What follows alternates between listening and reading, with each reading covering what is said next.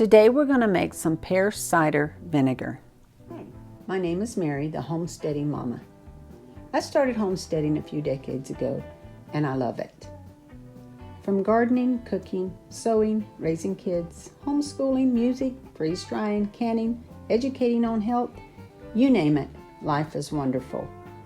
It's not easier homesteading, but to me, it's so much better.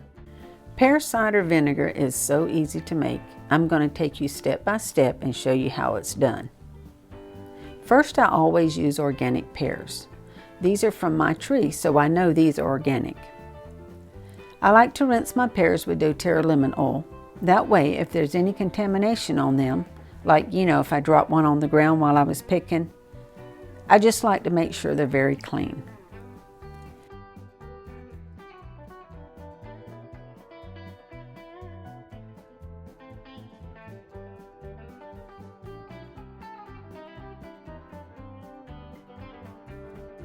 Then I'll also put a few drops of the lemon oil in my water after they are peeled to keep the pears from turning brown. Now I peel the pears. If there is a rotten spot or mold on them, I throw that part away. I do want my pears to be good and ripe though. It just gives it a sweeter flavor.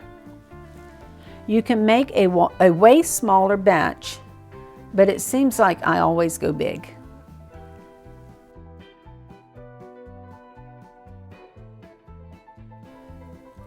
I like to use a clean food-grade 5-gallon bucket. Now I have great well water. If you don't have a good source of water, you'll want to buy some for this. You sure wouldn't want to use water that has chlorine or fluoride in it. I fill the bucket about 2/3 to 3/4 full, and then I add 1 cup of apple cider vinegar and 2 cups of sugar. I stir it until it's all dissolved. For the pears, you can just chop the pears up without peeling them and use the whole pear, but what I've found is it makes the vinegar way thicker. It's easier for me to just use the peels, plus I like to can my pears. Now the reason I use the cup of apple cider vinegar is because it has what we call the mother in it. The good stuff. The mother is the dark, sometimes sort of slimy, stringy substance you see at the bottom of your bottle of apple cider vinegar. It's basically the result of bacteria fermentation and is often said to be the most nutritious part of the vinegar. Now you can make your homemade vinegar without the cup of apple cider vinegar, but it will take a much longer time to get the results you want. I usually save some of my homemade vinegar for my next batch. Also use honey instead of sugar if you choose.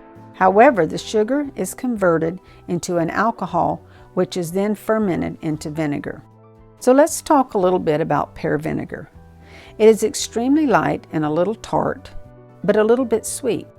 It's perfect for salads, marinades, and sauces. I like to drink it in my water.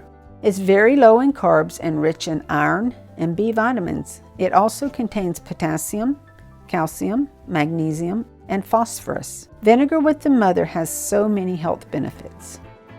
Now I just take the pear peels and dump them into the water, stir real good, and I like to place something sort of heavy like this plate to keep the peels down under the water. Then I place the lid loosely on top and put it at room temperature, somewhere between 60 to 80 degrees. You can put it in a cooler place, but just be aware the fermenting process will take a little longer. I stir the pears every day the first few days with a wooden or plastic spoon. Then every few days to a week, I stir the peels down until you see that they're sort of starting to sink down in the water. This usually takes 4 to 6 weeks. The plate will be a couple of inches down in the water.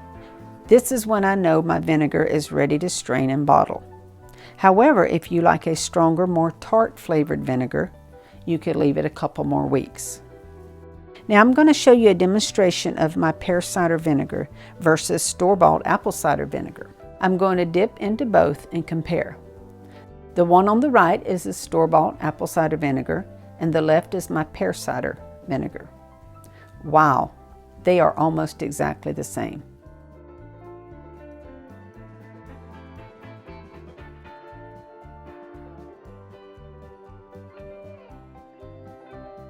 If you want to check out another one of my videos, go ahead and click or tap the screen here. Thanks for watching. I love to share what I've learned over the years. If you found value in today's video, please let me know by hitting the like button so I know to keep making videos like this. If you'd like to know when I post more videos, subscribe and ring that bell to be notified.